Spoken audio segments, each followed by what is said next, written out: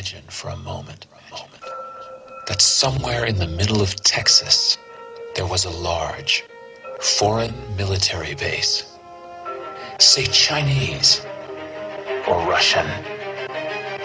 Imagine that thousands of armed foreign troops were constantly patrolling American streets in military vehicles. Imagine they were here under the auspices of keeping us safe, or promoting democracy, or protecting their strategic interests. Imagine that they operated outside of U.S. law and that the Constitution did not apply to them. Imagine that every now and then they made mistakes or acted on bad information and accidentally killed or terrorized innocent Americans, including women and children, most of the time with little or no repercussions or consequences. Imagine that they set up checkpoints on our soil and routinely searched and ransacked entire neighborhoods of homes. Imagine if Americans were fearful of these foreign troops and overwhelmingly thought America would be better off without their presence.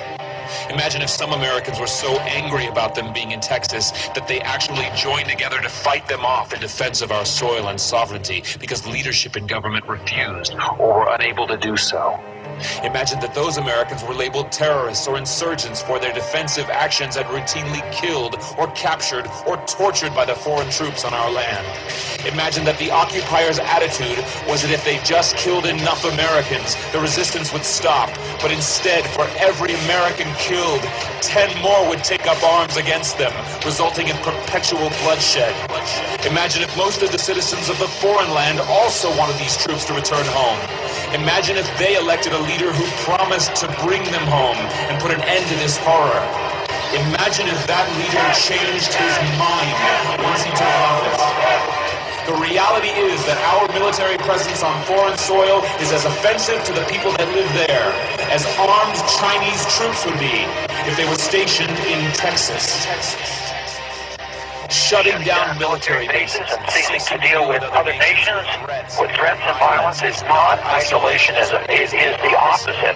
Opening ourselves up to friendship, honest trade, and diplomacy is the foreign policy of peace and prosperity. It is the only foreign policy that will not bankrupt us in the short order, as our current actions most definitely will. I share the disappointment of the American people in the foreign policy rhetoric coming from the administration. Is this okay? Is this okay?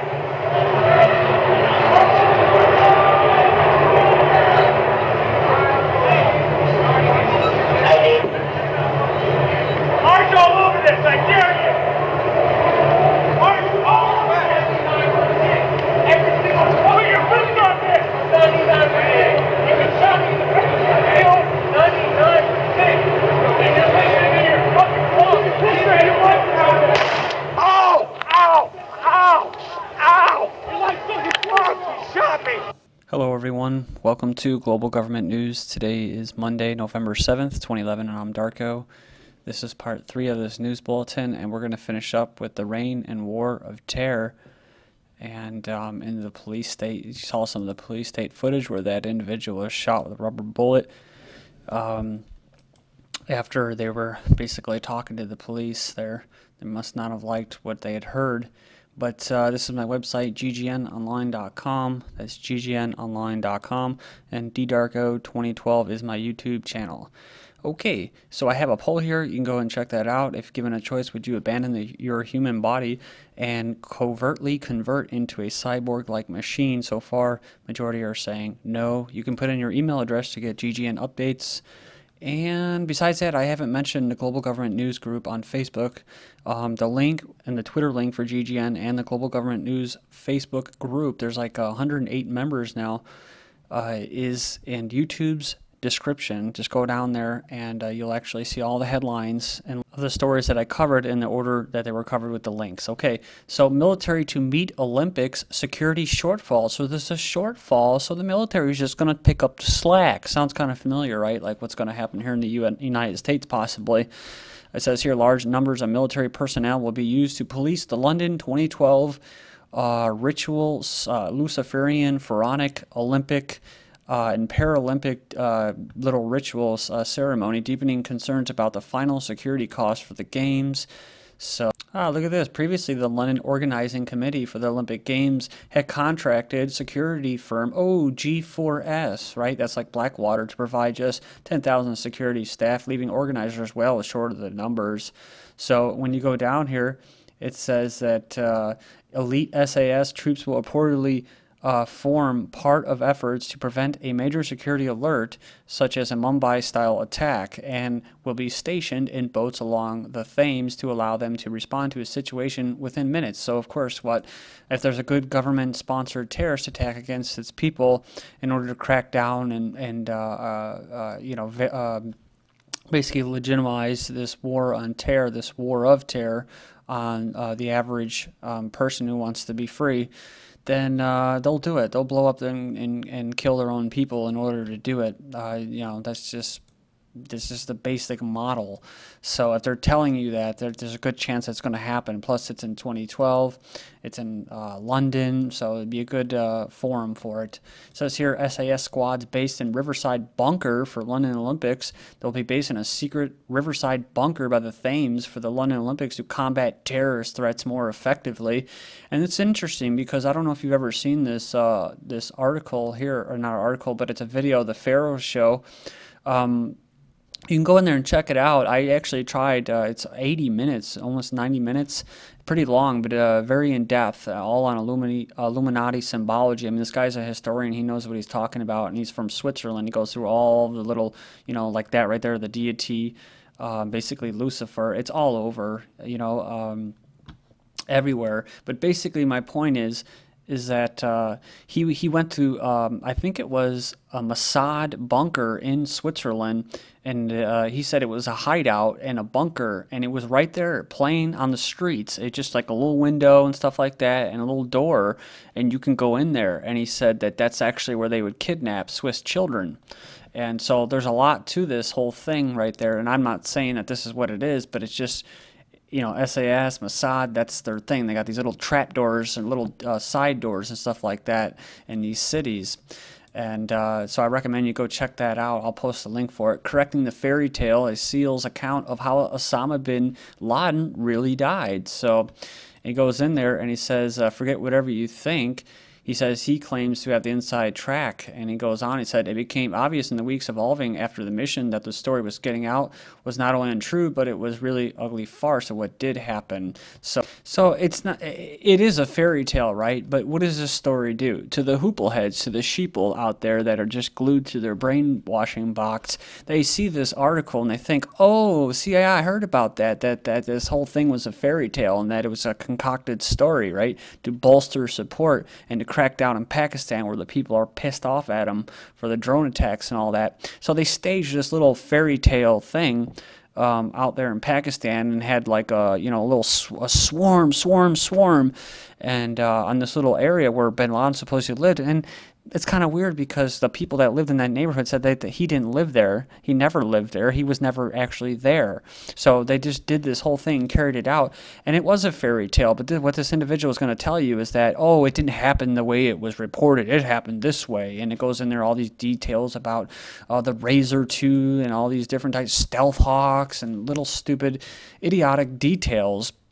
When the fact is that the people that were supposedly involved with it were assassinated. They were murdered. They were killed, just like bin Laden, who was a CIA asset. His body was not dumped off at sea.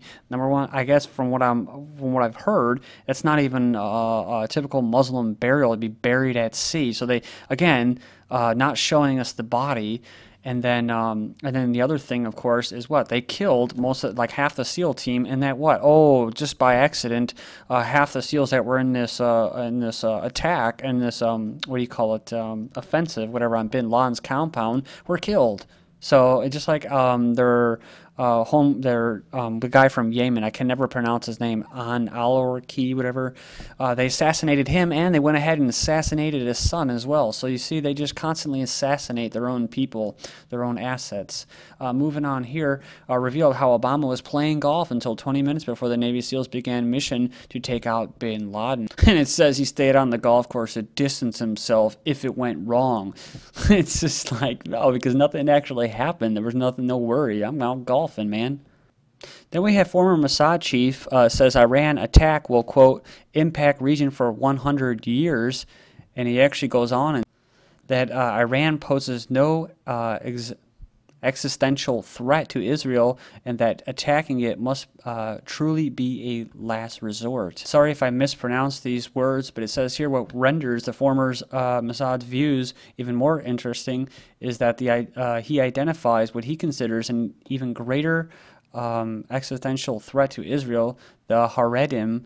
It says ultra-orthodox. It says here that the Haredi radicalism has darkened our lives. It endangers us even more than Ahmadinejad. Iran says IAEA's documents on its missile program were fake. Remember I was mentioning this, that they usually went and inspected and found nothing, and then now all of a sudden they're finding something, and they're serious about it too. Israel's Perez warns attack on Iran is getting closer. It says here Israeli President Perez warned on Sunday that an attack on Iran is becoming increasingly likely days before a report by the UN's nuclear watchdog on Iran's nuclear program is due. So Iran will be able to build nuclear bombs within months, IAEA says. And so the propaganda just continues. It says here, AIPAC's war with Iran bill passes House committee, and I'm sure you knew this. I'm sure it told you you were told by your media and that right away that this is what's going on. They're going to be passing a bill that basically gives the U.S. The green light to go and attack Iran. Now this was before too. This was passed in the House. I don't know if it went to the Senate, though. I know it's about 6 months to a year ago. And I guess this is a little snippet. Section 601, restriction on contact. No person employed with the United States government may contact in an official or unofficial capacity any person that, one, is an agent instrumentally or officially of or is affiliated with or is serving as a representative of the government of Iran.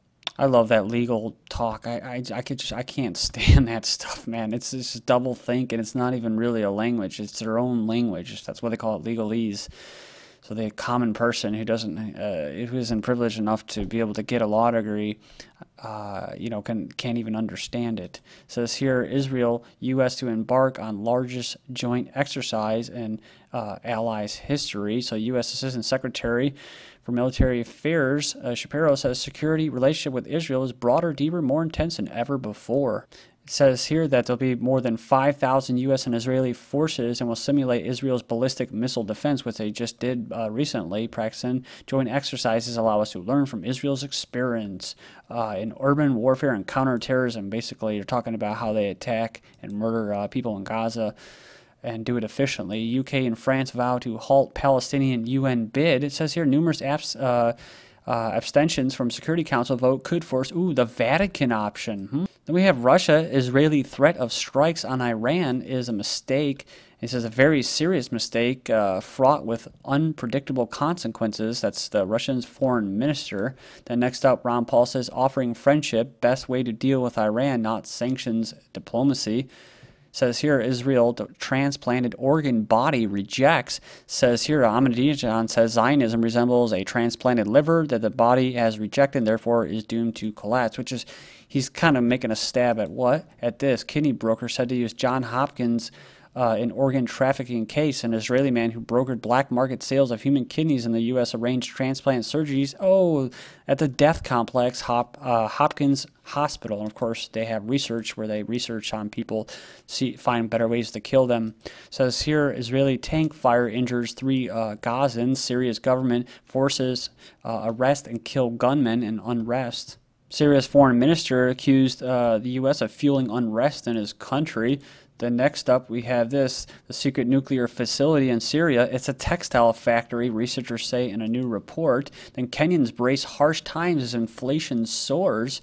Kenya coping with drought and high food prices. 60,000 school kids at risk after eating toxic food in Kenya. That's from aid food from the UN. U.S.-Kenya airstrikes kill 64 in Somalia. So while their people are starving, they're carrying out airstrikes on other people that are starving. U.S. drones kill nearly 100 in a single day in Somalia. U.S. terror drones killed 24 more in Somalia. Al-Shabaab once again threatens Kenya. 15 Kenyan troops killed in Somalia.